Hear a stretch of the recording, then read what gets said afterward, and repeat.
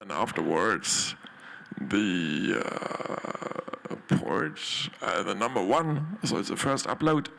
I'll also create another upload for the challenge slides for your presentations. For that, we'll also create a template over the day that I will send around to you. The login is fired, password is photos, and when you go there and click on choose files, you can just select the photos from your album, which is very comfortable. It could not be simpler, and then afterwards you can just press send, and then it's taking a little while, and then afterwards you can click on view here, and there you can watch all the photos. It starts with the oldest ones, which are mine. That means if you go to the left, you're probably with the newest photos. And please do so, because I will put it on I will create a zip afterwards that you can then download, and then you have all the photos that the people provided, which will be probably a very good souvenir from the event. Okay, good. Yeah. As always, a short recap of yesterday. Yesterday we had Wednesday, we had this program here. So the morning started good. We started the screen. Then afterwards we had the keynote by Andreas Hofer, who was telling us something about the circular economy. Then you did your wonderful challenge, stand-up update presentations. Then afterwards we had the welcome by Pascal Revel from the French Embassy. Then we had the talk and very nice discussion with Pascal Travers. And then afterwards we walked to the beer garden. We looked at different landmarks like the sausage station. And then afterwards we were in the beer garden. And then when you walked home and you looked around, you could see beautiful Berlin, because we're really in the center of Berlin. And yeah, the evening activity was distributed among different poles. I put like 2 poles here, so some of you went for the beers, some others went for hiking. So as we can see, all of you had a very good evening, and that's very nice. That's what I love to see. Okay, so today's Thursday. We're in the recap right now, and the next thing will be the keynote by Guillaume. Then you will have time to work on your challenges. Then we'll go for lunch. You'll have more time for working on your challenges. Then at 5, we have the keynote by Laurent. And then you have more time for working on your challenges. So, yeah, today really focusing on the challenges, bringing them to an end, also preparing the presentation for tomorrow. Yeah, so this is the idea. So the next item is the keynote by Guillaume Neo from AWS, and he'll be talking about AI/ML in the cloud to serve autonomous systems. And as usual, let's watch the trailer. Luckily, Guillaume didn't have the time to record the trailer with me, therefore I just have the music and I will read the abstract for him.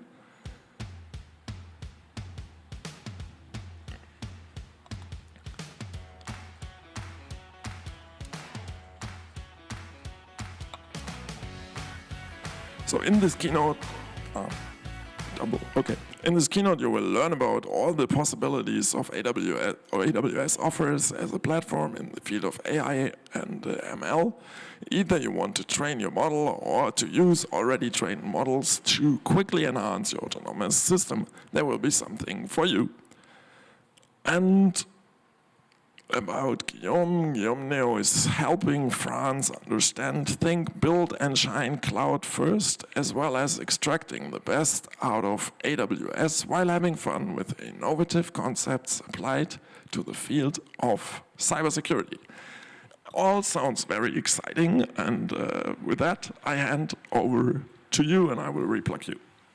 All right, thank you a lot, Mark Oliver. And we should be set in a few seconds.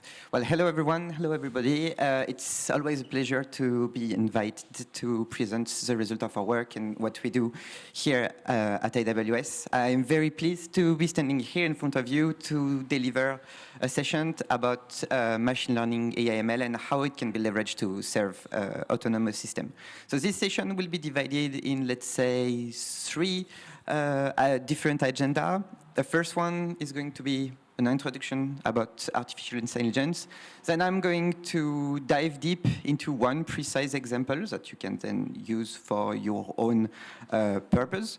And then we are going to have a demonstration in which I will cover all the details that you need to have if you want to get started with using artificial intelligence and cloud computing.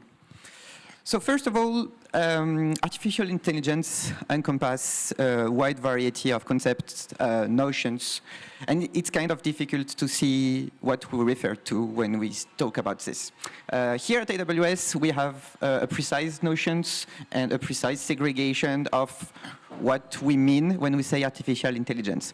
So at the very top, we say, look, this is artificial intelligence. So this is, broadly speaking, any techniques that enable computer to mimic human intelligence using logic. Even statements, to some extent, we can consider them to artificial intelligence. I think you may be familiar with the statement that it doesn't matter, the techniques doesn't matter. This is artificial intelligence as long as you are no longer able to determine that it is a robotic process that is handling the response or the behavior. Then we have machine learning, which we define as a subset of AI that use machines to search for patterns in data to build logic model automatically. For example, a Bayesian model would classify as machine learning for us.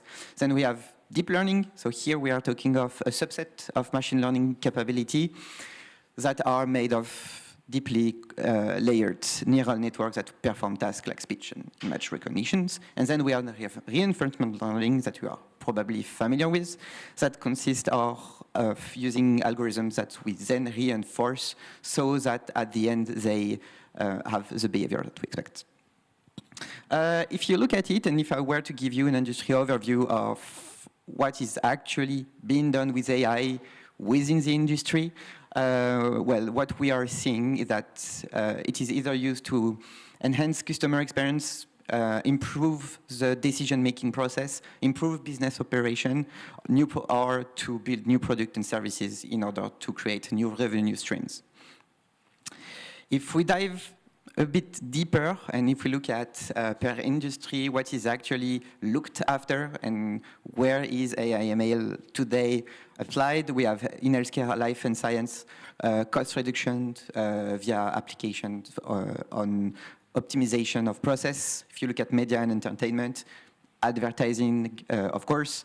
If you look at financial service, fraud detection is a big use case for AI/ML, but also we have performance and credit decisioning. When you apply for a mortgage, the decision-making process of evaluating if your risk profile is worthy of you getting a mortgage is now slowly transitioning to an AI-based process. So if you look at how we, Amazon, are using artificial intelligence, it's basically everywhere, from the products that we are selling per minute and how we decide where they should be displayed on Earth so that you are able to receive your order within a day, to to Alexa, basically. So the voice model behind Alexa deeply leverage machine learning. If we look at our customer, we have more than 100,000 references, including the Amazon group that are currently using machine learning and that are currently using machine learning based on AWS. So now let's start to dive slightly deeper as per what is it for you and how you can think of, oh, look, I need to start an AI project, but how can I start? What tool am I going to use? So we have an ML stack, machine learning stack, that is layered in 3 tiers. At the very top, that is under the etiquette specialized, you will find already trained, ready off-the-shelf model that will be fit for your use case. For example, if you want to perform image recognition, we have an API that maps to a service that you can then easily call, and this I will demonstrate later on for your use case. So for example, if we have, let's say, a rover that we send on Mars that need to detect if there is any rocks on the planet, if there is any aliens, then this rover, assuming he has internet connectivity, of course, can send an image of what he's currently seeing. The processing is going to be made in the cloud, and then the result is going to be delivered to the Martian rover. This is fantastic because you didn't have to train the model, you didn't have to gather the data, so you didn't have to triage the data, you didn't have to perform any kind of validation. The model is here, ready to use, and it's as simple as integrating an API. Then, when you look at the second layer, because you may say, look, what is already available and what is already built by AWS is not fit for my purpose, and I want to create my own algorithm, my own model, or I want to train my model on a very specific set of data. Then we have SageMaker Studio, which is a managed Jupyter notebook with additional functionality. For example, it will help you sort your data, triage them, prepare them for trainings. It will help you perform the trainings. And if you want to deploy your model with SageMaker, it will help you perform inference and deploying. So at some point with SageMaker, you can have a fully integrated, what we call machine learning operation, so MLOps, pipeline, completely integrated with the service. At some point, once your model is training, you will have artifacts, which you can then deploy at the edge. And this is also something that we see, which is people are using the cloud for training purposes. And once the artifact or the training is done, they take the model and the output of the training, and they deploy it on specific hardware so that the inference can be done at the edge. And you remove connectivity constraints, which can be problematic or defining when we look at autonomous system. And at the very bottom, we have, let's say, the bare bone of infrastructure that is required to do machine learning. So if you don't want any of the managed service, if you want to have full control over where your data are, what framework you are using, how the training is done, what metrics you want to configure, full control of your environment, then you can. We have GPU, we have custom-made chipsets, custom-made hardware that are waiting for you in the cloud to perform whichever operation you want, and you judge necessary to do machine learning and artificial intelligence. This is more training about how to conduct an AI/ML project at scale, especially with Amazon SageMaker. But what is really important is we strongly advise you, when you want to use artificial intelligence, to go through a first phase of preparation, which is you have already collected and triaged data. Now you need to prepare them for the training process. Then you will build the training process, which is you are going to look at which infrastructures, hardwares that are going to do the processing. Then you are going to do the actual training, and then you are going to do the deployment, management, and eventually retiring of your model. All right. All right, so this is the focus of this talk, and now we are going to go through an example, and then I'm going to demo it.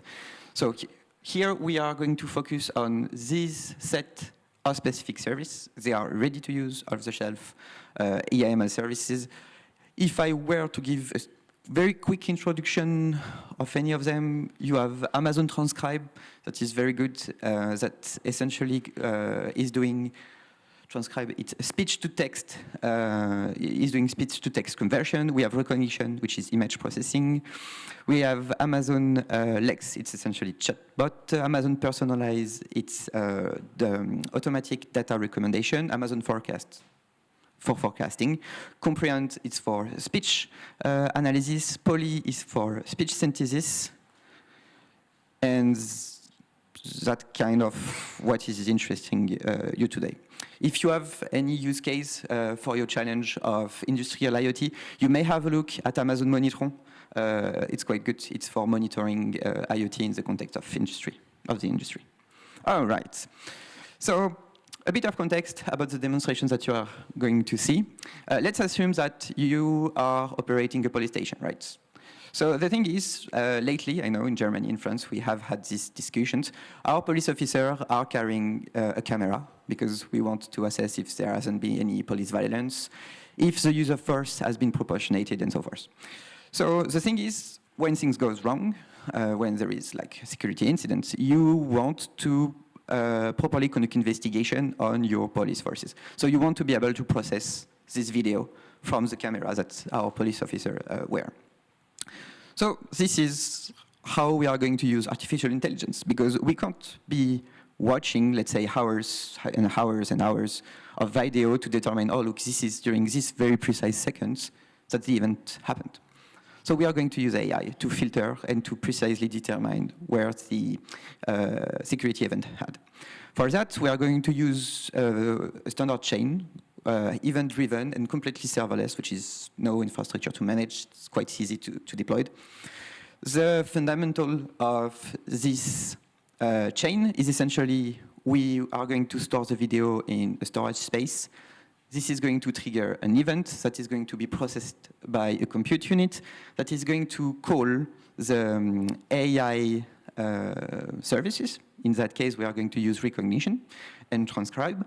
Then once the processing from the AI unit is done, another event is going to be triggered that is going to be processed as well by a processing unit, but this time we are going to embed some logic and additional processing on the data that are returned by the AI services, and then we are going to store the result of our processing in another storage unit. If we look at the Amazon service that we are going to use and that you are going to see, there is really two of them in the demonstration, which is Amazon Recognition and Amazon Transcribe. So we are going to do speech to text and video analysis of what is happening. Right. Now, this is another standard architectural pattern that you are going to witness, which is when you work with event-driven, you can easily parallelize processing, which is, with Amazon Recognition, we can detect several things. We can detect text and images, objects that are embedded in a video or pictures. We can detect sentiment, if people are angry, calm, happy. We can detect violence and the use of, let's say, illegal materials. We can have our own object detection that recognition is going to use and that is going to use to perform the analysis. And what we are going to do as well, we are going to do search recognition, because we said, oh, look, we are police, we are law enforcement. So at some point when we are patrolling the street, maybe there is going to be a criminal fleeing, and we don't know, because well, he has hidden his face. So we are going to create a bit of face search that we are also going to use. The point of this pattern is every single horizontal line is subscribing to an event bus, which is the very first. Is it showing? Yeah, perfect. Which is the very first pink icon here. So that every processing is going to be started at the very moment the video is received on our storage location. So there it is. So there it is. Time for the demonstration now.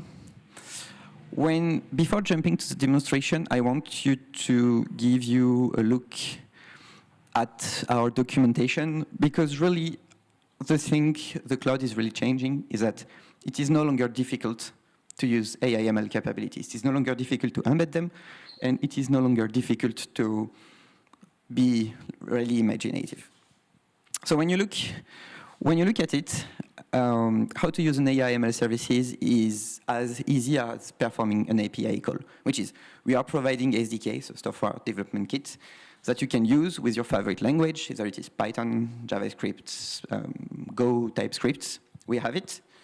So you use the SDK, and then you perform one of the API call that is here. So for example, I was speaking of, look, I want to do face recognition in my video because I want to be able to capture if there is a criminal running loose in the streets. So there it is. This is the API call.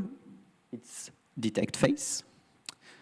And when you look at it, you read the documentation. So I am going to make an API call. It says that the API call should refer to a video that is in storage space. This is what we are going to use. We are going to create a storage page, and then we are going to put the video. And then when we are going to do the video code, we are going to make a reference toward the storage space. This is for the request syntax. It's quite easy. And then we should be able, there it is, to see what is going to be returned by the services. So for that particular API call, we are going to have the age range. Whoops, sorry. Yeah, well, this is a detail, but shouldn't have clicked. There it is. We are going to have the age range if the face that has been processed is wearing a beard. We are going to have the bounding box. So for example, I know there is a challenge on which you are asked to kind of create a miniature of an image, then here you have the bounding box that you can cut, for example, with OpenTV. The face is precisely at this coordinate. You just have to take OpenTV, you cut the image, and you have your miniatures.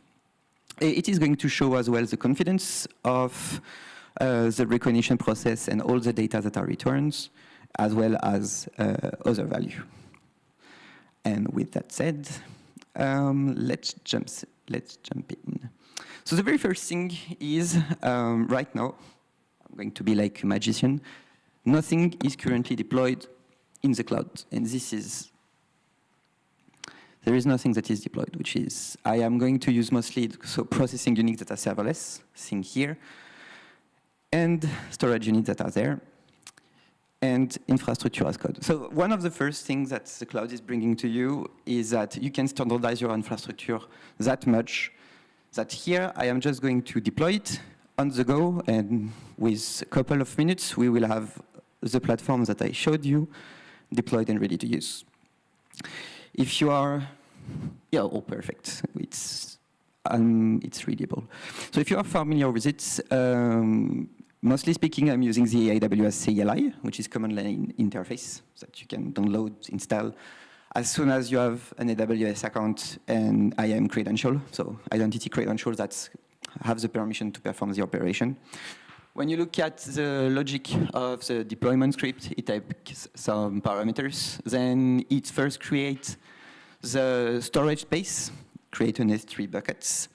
Then it is uploading essentially artifacts to S3 buckets. The artifacts are mostly the codes of the functions that I'm going to deploy, as well as pictures of the dangerous criminals that I want to search in my video. And from there, I am going to then deploy a CloudFormation stack here that is going to kind of orchestrate every single resource that has been previously either made available or created.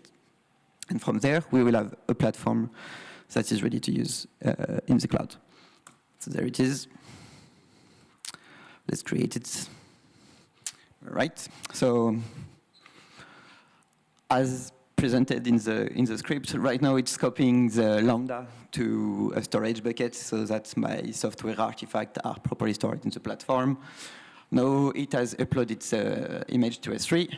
There it is.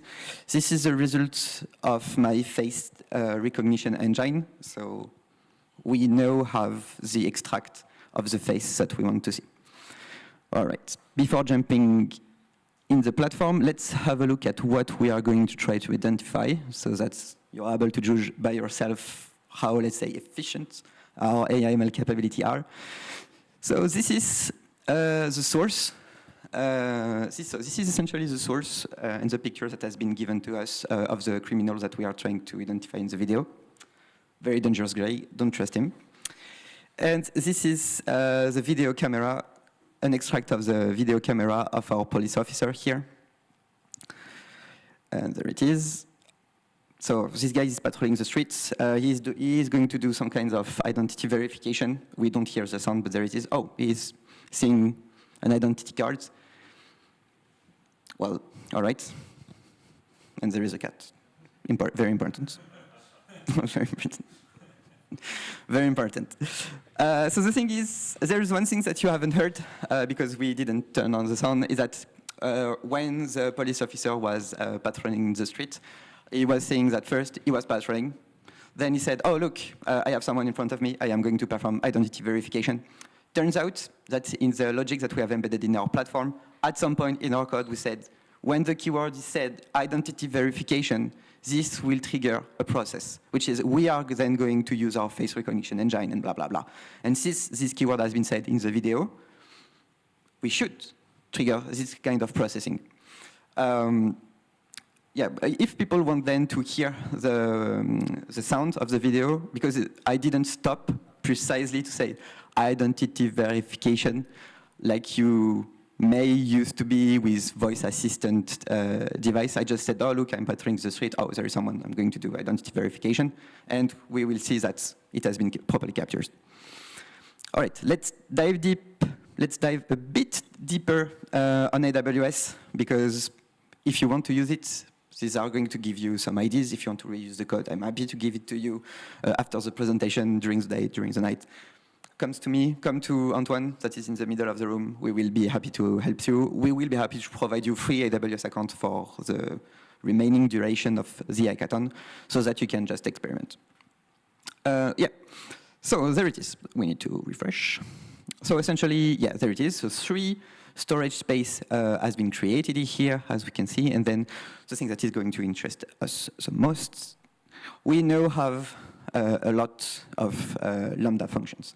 So that may sound scary to you if you don't know AWS. Oh, what is Lambda function? How do I create it? How do I use it? How do I deploy? What about network consideration? I mean, all the stuff that you have reasons to be worried about because this is how traditional IT is used. Turns out a Lambda function is nothing more than you write codes in the cloud, you click run, and your code run in the cloud. And let's have a look at one for an example. Let's go and look at our face recognition Lambda. There it is.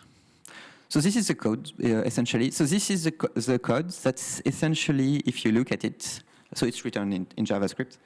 But when you look at it and when you look at the logic, if I may walk you through, essentially it receives a message from the event bus, as it is with event-driven architecture, which is it starts with an event, a message. Then it says, look, in our message there is a record. In this record we are going to take the name. This is the name of the video that we are going to upload to the storage space.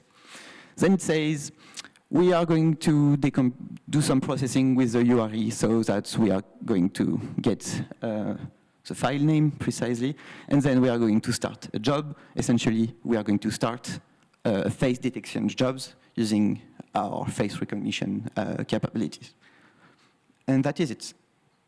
The complex process is going to be handled by the service. I was referring to the SDK. The SDK is here. AWS require AWS, and then we create an object that is referring to the service. You can do this locally on your local machine, by the way. It's just more convenient to have this running in the cloud. And then, how do I call the service? With one line. This line is here. I make an async call, and essentially I said, look, I want you to start detecting faces on the video that I'm sending to you. And then the processing is going to be done. So how are we going to really start the whole process? So as I explained to you, everything is event-driven. So we need to kickstart the machine by creating the triggering event. Triggering the creating event is our police officer getting back to the station, saying, look, I need to upload my video to the cloud or to our storage space, which we are going to do. So we have this shiny, as the name said, input bucket. So it is here for that exact purpose. We are going to take the video, the result of our patrols. It's going to, there it is. And then we are going to upload. We are going to wait for the uploading. We are really going to wait because I want you to have kind of a sense of how fast the machine learning processing is. There it is. So this is done. So let's go back. Buckets. And we have a shiny output buckets, as the name said. So there it is, already something interesting. Oh, it's only checking. Well. So the thing is, when you look at the processing time that is going to be associated with the video, photography, whatever that you are spending and you want to do some processing with, there is different factors that you should consider. The size, obviously, of your video, the quality of your video, if there is colors, and everything. And all these things are going to be, there it is. And all these things are going to be relevant to how long is it going to take. So as we can see, it took us maybe less than 1 minute. And in less than 1 minute, what did we get? We got the transcribing of our video, which is we have all the speech that has been said in the video. We had the moderation. I named this file after, is there any dangerous or illegal object in the file that we are trying to process? You can think of a knife, you can think of drugs, you can think of again, probably. Then recognition text is about the text that you can see. And there it is, I think, yeah, and now the process is complete. We had 7 lines that we triggered. We now have 7 results. The processing of the video is complete. Now for your prototypes or for what you are trying to build, for your challenges, you may want to say, oh, look, wonderful, I have an AI, but then I need to do further processing. Say no more, as you can see. The output is in a JSON format, so it's an industry standard, and if you open it, yeah, I mean, we won't be able to see much. Let me just, oh, it's no longer maintained, you shouldn't be using it. You should be using another ID. But anyway, so there it is. Can we open it? Yes. Let's see if I can, should be. There it is. So this is the results of the transcribe jobs. So essentially, it's the speech-to-text transformation. And as you can see, we have at the very top of the files. So it's in French, but I'm going to translate it the best I can. So it's in top, and at the very top we have the synthesis of everything that has been said in the video, and it's essentially say, okay, we are now starting an identity control. There it is, end of identity control. So we are really satisfied with the result of it. Always exercise a critical thinking when you are looking at the output of an AI model, obviously. But here we are kind of satisfied because this is not, let's say, constraint language. We have been able to properly capture it and turn it into an actual files. And if you look at the confidence rates, at the confidence of every word, it's quite high, which is we have more than 86% of confidence that the word that has been identified as okay is actually okay. So we can trust the output of our model. And that's really it, which is if you want to go deeper and perform some more analysis about the words that has been said, the face that are included, the objects that you have detected, then you can. You have a JSON object that you can manipulate with your favorite language and perform some additional logic, which I am going to do to give you some more ideas. So the thing is, in our use case, so the law enforcement went, they had our patrol, they uploaded the video, and at some point, you are now a police investigator. You need to quickly detect what video needs further investigation, manual interaction, etc. So we are going to create a small script. There it is. That is essentially going to take all the JSON that has been created by our AI/ML capability. We are going to use a switch case. I said if then else statement where AI/ML. I mean, I'm not lying to you. So we are going to create a bunch of switch case to see what is contained in the video, and from there we are going to create a small summary that is going to represent, well, if there is, that is going to represent if the video is of any interest. So there it is, should be somewhere, yeah, there it is. And there it is. So here, essentially, the script is just reading the file. The processing is happening this time on my machine. So it's essentially look at the files that are in the clouds, process them on my machine, and then is creating the output here that you can see. So essentially, what is it saying is that very first line, identity detected. It says that essentially, in the transcription of the sounds, we have correctly detected that we are starting an identity control keyword that we were looking for. So we know that in this very specific video, an identity control is happening. And if we look at the transcription files, we can have the time at which the keyword is said. So we can further process the file and say, oh, look, you should be looking at, let's say, 2 minutes something. This is when the identity control starts. Then when you look at the topic, I essentially defined it 2 keywords. Very first keyword was about intervention. Is there any use of violence? and the other was about identity control. So this video is about identity control. Yeah, I didn't implement the time module. If you want, you can. I can give you the code, and from there you can say, look, I want to clearly identify the timestamp on which I should be looking at. Then you can look if there is any terrorist. So this is a face it file. And here we are pleasantly surprised, which is only by looking at an identity document with a picture that is degraded. We have been able to correctly match the picture of our terrorist with the identity control that we have made. So we know that during the identity control, we have met someone of high interest. I can think of El Capone or something like that. When you look at the processing phase, well, this is more like an anecdote, but it can give you interesting information about the tone of their interaction with the police forces. Were the people happy, calm, angry? And the thing is, it can give you information about the overall context, and it can help you understand if the police officer was stressed, if he was feeling in danger. And this can then, and this can then be used, let's say, in a court, so that you can give more context if there is a use of violence at some point. Yep, there it is.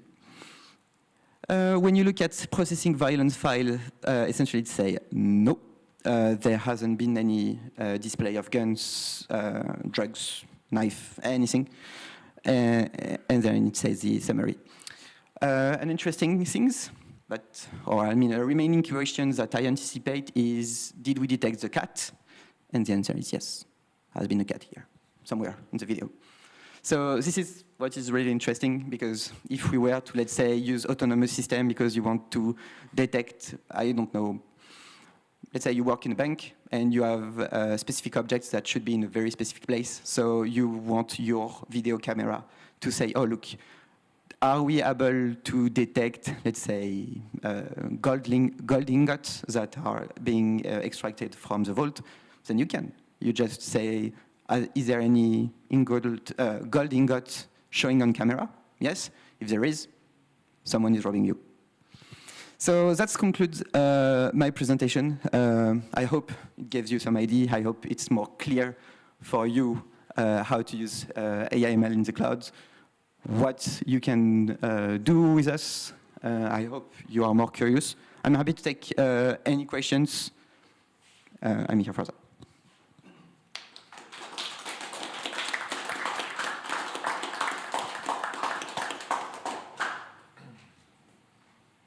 Very good. Thank you very much, Guillaume, for this great hands-on. And I'm sure that there are lots of questions. Who wants to start? Yes. Oh, maybe one last thing is that, yeah, sure, while waiting for the microphone. Yeah, so essentially it's in the clouds. So there is some plasticity from the resource that we created. And one, let's say, advantage is that if I want to tear down everything, well, then let me quickly, there it is. Let me quickly delete everything that we created so that we don't incur cost and we don't go bankrupt. Thank you for your presentation. I have a question regarding the amount of trust we can give to the facial recognition feature for two things. First one is, you know, in different cultures, people will have different facial expression for one same emotion. And also, a person may hide their feelings by showing a different facial expression, so he may feel sad, but then show a neutral face. So what really brings the algorithm for that? Because it may be inaccurate in the end. Yeah, very good. Very good questions. As I said, you should always exert critical thinking when looking at the results of an artificial intelligence model and processing. The things that are making, let's say, this algorithm kind of resilient to this, let's say, first level of thinking, of tinkering with, is first, the scale at which we have trained them, which is, we have a data set that is made of millions of images, trained of millions of hours. So in the end, it is less likely than this is really going to happen. Then if you want to kind of mitigate yourself, we are very transparent with you. We are giving you a confidence index. So we are going to say, oh, look, we think this is a neutral emotion with a confidence index of 86. If you think 86 is not high enough for you, then you may say, oh, look, the prediction for my model is not relevant. I am not going to use it. And this is basically how you should approach it. Okay, very good. What other questions do we have? Hi, my question is more for the challenge and like for real life usability. So offline processing of a video that you upload to a cloud storage, while it's really nice, but for most applications you kind of need real-time streaming, and you need to have a continuous video stream or a continuous audio stream or any other time series data that you're analyzing. So how easy is it to constantly stream this data to an AWS server for processing? It's the same. Yeah, I mean, I encourage you to look at documentation, or maybe I can look at with you at the documentation right after. But essentially, the modules that I use, or the service that I use, which is Amazon Recognition, have a streaming processor, which I didn't use here because my example was about asynchronous processing. But you can just create a streaming processor. Then you can create a streaming bus on AWS that will replace my event bus. Then you connect the streaming processor to the streaming bus, and then you stream video with your favorite SDK, and you're good to go. And then you will have real time. You will have some lag, obviously, because the processing is going to take time, but you can do it. Another techniques that we like to do about real-time processing is that you sample the frame in the video, then you reduce, you compress the format to, let's say, to find a good equilibrium between quality and the result of the model, and then you make a synchronous call. And it kind of works well. And it's way less expensive than doing real-time stream processing. So that's why we tend to resort to that kind of things. Okay, who has the next question? So maybe I ask something. Do you have hardware acceleration in the cloud that is added to it? And what are the developments there? Do you think there will be much more powerful hardware add-ons? Will it go more to one silicon matches all? Do you have some experience on that or some ideas? Yes. So essentially, when you look at the directions that we are taking regarding R&D, we have started to create our own chips. I think it was last year to perform hardware accelerations. And we are starting to engage with customers and say, look, what do you do to deploy your AI model at scale? And they often say, oh, look, I need a dedicated FPGA. I need a chips that perform inference at half the cost that I'm doing now. So this is the way our R&D is taking. When you look at the AI services, unfortunately, you don't fully control how the inference are made. So this is one of the limitations of the things that we provide off the shelf. So usually when you're not satisfied with the performance, which is usually a first step because you kind of create a prototype, you try to assess the value, you see if, oh, look, we said that we need to embed AI ML in our process, but did we really added some value to our process rather than just playing with fancy technology? And then once the value is done, you said, look, okay, but we are not satisfied with performance, so then we need to create our own model, we need to deploy and operate them. And at this point, we have dedicated virtualized machine that you can connect to GPU, that we can connect to your machine, and from there you have the same kind of hardware acceleration. If you look at edge computing, which is, oh, I don't have the connectivity to go back to AWS, I need the inference to be done locally on my machine or as close as my data are collected.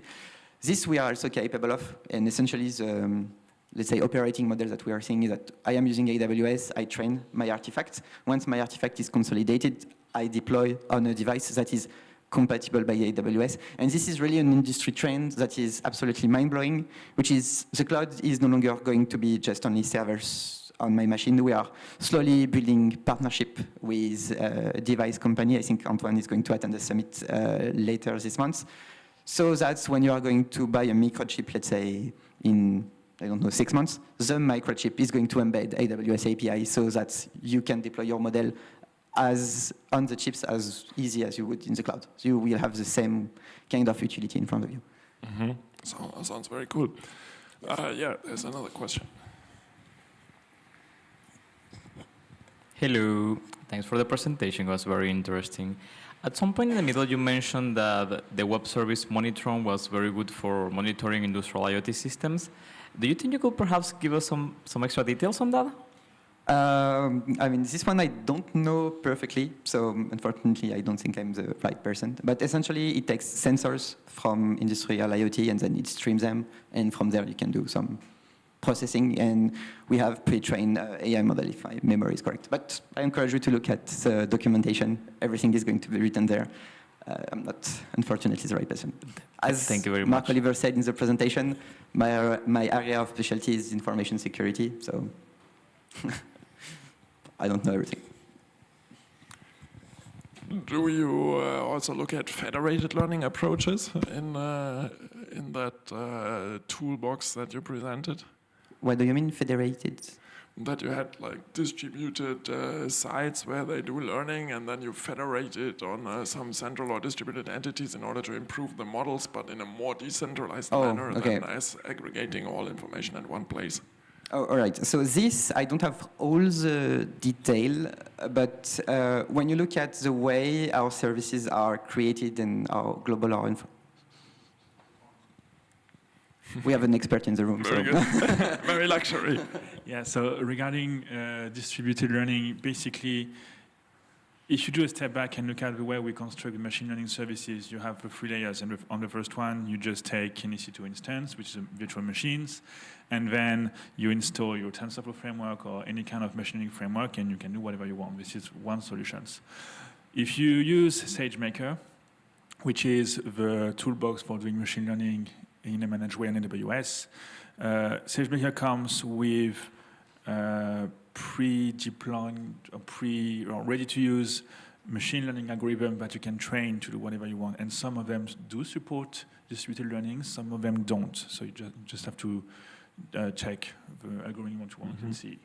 But if you want to do distributed learning, you have always the solutions to fall back to virtual machines and do whatever you want. Okay, cool.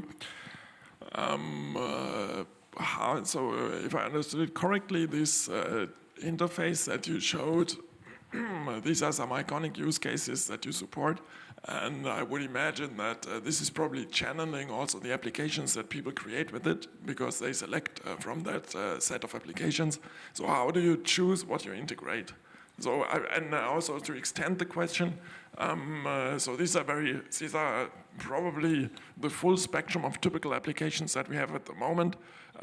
How do you identify which could be new trends? What could we insert into the toolbox, because it could be interesting for our customers? So is the question, how do we, AWS as a corporation, identify what should be integrated next in our service offering? Yes. Okay. Exactly.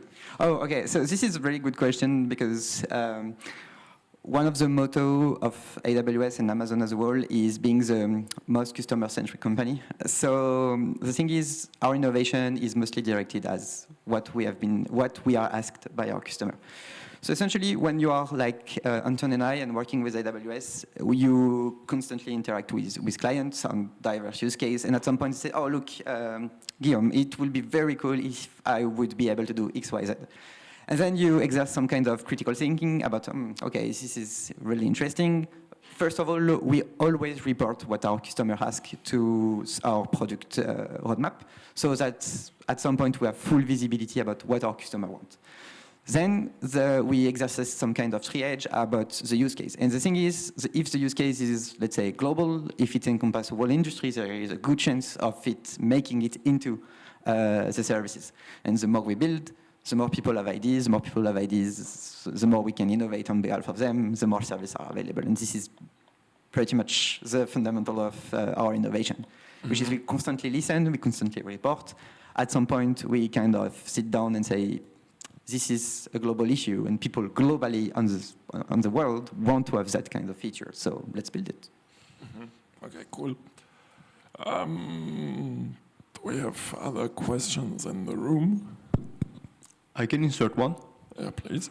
I wanted to ask, so there is a growing concern, or let's say a critique against excessive energy consumption caused by these processes. How would you comment on that, and how does AWS counteract against these? Yes, yeah, of course. Especially in Europe, people are very skeptical, or at least cautious with AI/ML and their use by Amazon, Google, and Microsoft. So first of all, we do not breach European law. You need to be aware that we are fully compliant with GDPR, specifically on these services, which is we are not consuming more data than necessary to perform our training. And it is we go even further than that. If you don't want us, when performing inference, or when you use the service, to use your data to improve and do our artificial intelligence training, then you can. All of our services are opt-out. So it's really is the answer to your question, which is, are we not over-consuming data? No, because we are respecting the GDPR. So we kind of explain what we are collecting data, what kind of processing we are doing, how to delete it. And if you want to opt out, then you can, and we delete it. Okay, so this is a very interesting answer. This was not my question, but this could be also my question as well. My question is not for over-processing data or GDPR.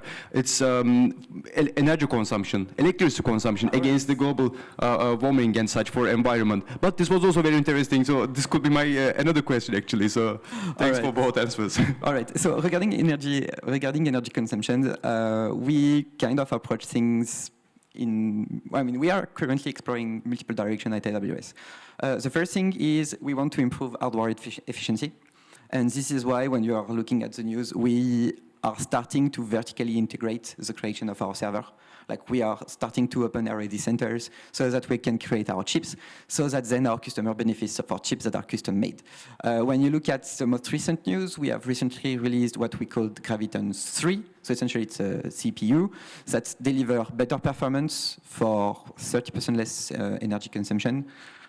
And I think it's like 30-something% less expensive as well. So we are working a lot on chips.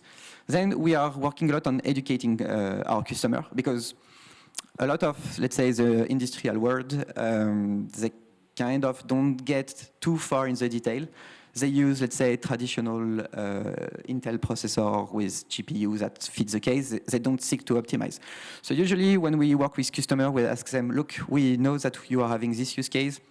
How are you actually doing it? And then when they explain the whole process, we said, oh, look, these are area of optimization. So this is how you can reduce this footprint. We are able to, let's say, identify and pinpoint the area of optimization because we are doing it ourselves, because AWS is basically built with AWS. So our service offering is using our own service to build our service offering. So when we look at recognition, our managed services, the thing is, we have used our EC2 services, which is our service that provides virtual machine, to actually build EC2. So we are kind of using this best practice ourselves to kind of try to lower our energy consumption. Then, after optimization, we are trying to be, I think, carbon neutral by 2035, which is a big world, but the commitment that is interesting is that we want all our data centers to be provided by renewable energy by 2035. And there is an interesting study that said, essentially, if any European company move to the AWS cloud, it will instantly, no matter the optimization that you can do, lower its carbon footprint by more than 80%. The thing is, people don't realize, but the cloud is the current bus of the automobile industry. So you should be moving to the cloud. And then, there is the use of serverless processing, etc. But this is more like kind of already getting into a lot of detail. So energy consumption, optimization of resource, and innovation in hardware are all the directions that we are exploring to lower the energy consumption. And when you look at it, 80% carbon footprint reductions just by using services or AI/ML on AWS, it's already a big thing.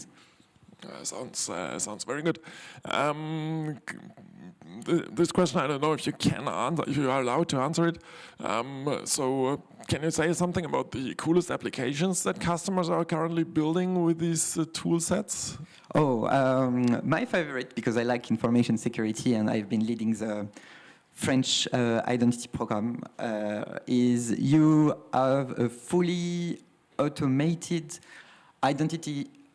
fully automated and serverless identity verification process in the cloud, which is you go, you are not registered to a central directory, you get in front of the camera, you push a button, it takes an imprint of your face, and then you can access the building freely, and whenever you face the door, you are going to be recognized, you are going to be authenticated, and you're good to go. Yeah, that's a very cool service. A question related to that and to cybersecurity. Cybersecurity is something that you have to really put in by design from the beginning when you develop a software. And as someone providing building blocks for software, you're obviously in the power of enforcing cybersecurity principles to the people that are using it. Can you say a little bit something in that direction? What are good practices that you see in your own framework that help improving the software quality regarding cybersecurity, or is that happening through your tool set? So in that direction, do you have some feedback, some comments? Yes, I don't know. Can we display something quickly? Yes, you can just switch it. I'm going to switch it back, so it's going to be more. The explanation is going to be more graphic on that. Cool. Otherwise, it's going to be a bit abstract, I'm afraid. There it is. So the way we are, let's say, not enforcing but nudging people towards information security is need to be, I would say, understood. The thing is that when you move to the cloud, you adopt what we call the shared responsibility model, which essentially say there is things that you are no longer responsible for. Shared responsibility model, there it is. And this is something that I have been invited to present and explain to NATO, I think, this summer. Right, it's connecting. Yeah, NATO, yeah. We do cool things at AWS. If you want to join us, we are constantly recruiting. But so yeah, there it is. There it is, and this is really the foundation of what cloud security, with what cloud security starts with. So when you operate, let's say on-premise, you have full control on your infrastructure, and this includes, let's say, the hardware from up to the software stack. When you go to the cloud, you are able to delegate your information security, let's say, up to a certain level. So, and here it says essentially for, let's say, very basic and primary, what we are going to do, what is going to be taken care of from AWS. So when you look at it, you say, oh, it's wonderful, because now I don't have to deal with, let's say, ARP spoofing, which is a big thing in legacy infrastructure, because it's already taken care of by AWS. When you look at it, you say, oh, look, I no longer have to take care of the DOS attacks that happens under the L4 layer of the model. And indeed, Google recently announced that they have been able to defuse one of the largest DDoS attack, because even at the L7 layer of the Aussie model, which is the application layer, you are protected by the infrastructure of the cloud provider. Now, the thing is, we operate with a model that says you remain fully in control of your asset and software. So we can't really do information security for you there. And this is really the blue part of the shared responsibility model, which is if you want to consume service that push this delegation of control further and further than you can, this is always what we recommend. If you don't have mechanisms, let's say, to do security patching regularly because it's difficult at scale, then you should be using managed services, because then we are going to do the security patching for you. When you look at Log4j, for example, we have been able to patch the vulnerability across the globe, millions of customers, thousands of millions of virtual machines, probably hundreds of millions of databases that were probably impacted by the vulnerability in less than 48 hours. And when you look at it, there is like numerous organizations that took more than 48 hours to patch a critical vulnerability when Log4j arise. So this is already a big win. But we can't take care of everything. Like if you write a software that is vulnerable to, let's say, remote code execution, then we are not writing the software for you. So if you deploy vulnerable software, or if you introduce a vulnerability of the top 10 OWASP because you kind of mishandled authentication, then this is not, we can't really do anything for you. My job partly includes having discussions with product and security team and say, look, this is what you should be looking at because this is what is remaining and you should be focusing on this area because these areas are now critical for your cloud security and, let's say, application security to an extent. Mm-hmm. So a delegation is happening, but there are still things that you should be doing yourself. Mm-hmm. Okay, very cool. And I'm very happy that I asked the question because I think it was very, very interesting. Okay, last chance for a question if anyone has a question. If not, Guillaume will also be around. He will also join you in the challenge team. So let's give him another big applause and thank him once again for the great keynote. Okay. Yeah, this is a program from yesterday. So then let's switch back to here. Okay, as said, we'll go to the challenges now. Just as a reminder, so we are guests in this building, and that means if we have some coffee cups standing around and so on, please move them away and feel all responsible also of keeping the room proper. Then I get some complaints that some people were using the wrong toilets. Good reason for that might also be that it's not quite clear which toilet is for whom. So those who have an F, they are toilets for the women, and those who have an M, they are toilets for the men. And so please use the ones with an F if you're female and the ones with an M if you're male. And also respect the privacy of the people in the building. Like when they're working in the offices, it's a good idea to keep them working and to only use the rooms that we are assigned. Okay, yeah, that's it. Let's go to the challenges now. We'll gather at 11:20 here again for going to the joint lunch. Enjoy the challenges.